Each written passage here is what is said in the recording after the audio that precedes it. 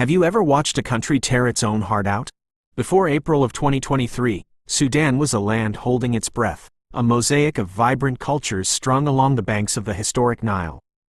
Just a few years earlier, ordinary citizens, teachers, university students, doctors, and mothers had stared down a decades-old dictatorship, marching in the streets with peaceful, defiant courage to demand a transition to civilian democracy. They thought they had won their freedom. They thought the worst was behind them. But history can turn on a single knife edge. For most of the world, Sudan is just a distant headline that flashes across a screen and disappears. But behind the cold statistics of a collapsing nation lie millions of individual heartbreaks, stories of families who woke up one quiet morning to find their entire world reduced to ash and rubble. How did a nation collapse so completely? It started with an unholy alliance and an appetite for absolute power.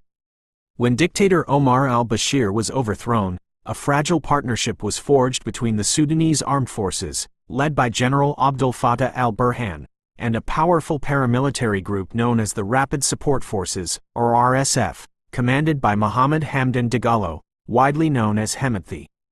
They were supposed to be partners in a democratic transition. Instead, they were fierce rivals commanding competing, heavily armed forces inside the exact same capital city.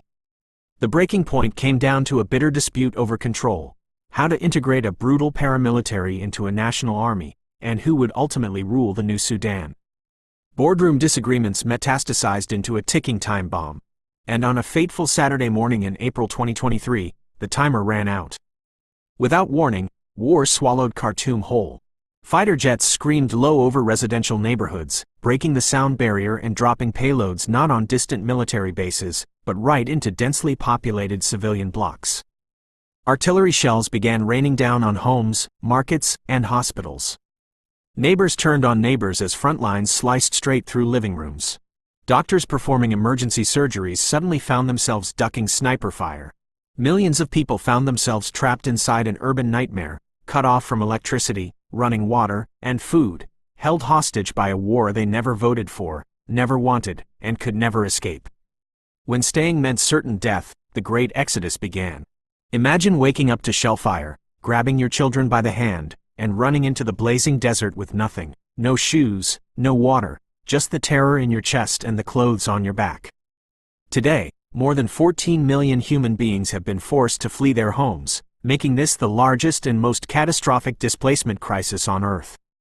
They are mothers carrying sick, feverish infants across scorching borders into Chad and South Sudan. They are fathers forced to bury their children by the side of dusty roads because the hospitals back home were bombed to dust, looted, or left entirely without medicine. But displacement is only half the tragedy. In Sudan, hunger has been systematically weaponized. Granaries have been burned, supply lines severed, and markets starved of food, plunging over 20 million people into catastrophic, man-made food insecurity. In isolated regions like Kordofan and the historically scarred plains of Darfur, the war has taken an even darker, more sinister turn. Entire communities, trapped under brutal sieges in places like El Fasher, have faced extreme famine conditions where malnutrition rates soar and children wither away in weeks. The war has seen ethnically targeted attacks echoing past horrors, alongside widespread reports of mass atrocities and systemic sexual violence used as a weapon of war. Across the country, hundreds of attacks on healthcare have left the medical system shattered, while preventable epidemics like cholera, measles, and dengue have swept through overcrowded displacement camps where clean water is a distant memory. And yet, through all the blood and ash, the human spirit refuses to completely shatter. In the shell-shocked ruins of neighborhoods, young volunteers build grassroots emergency rooms and community kitchens from scratch, pooling their last remaining grains to feed the starving. Neighbors share the final drops of clean water. Doctors and nurses work around the clock under the dim glow of cell phones, performing miracles with outdated tools against impossible odds.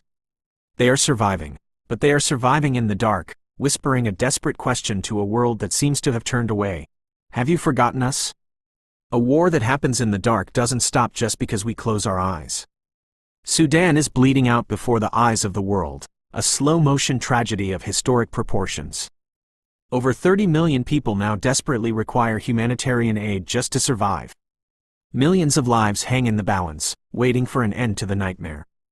Because the first step toward saving a life and healing a broken world is refusing to look away. Subscribe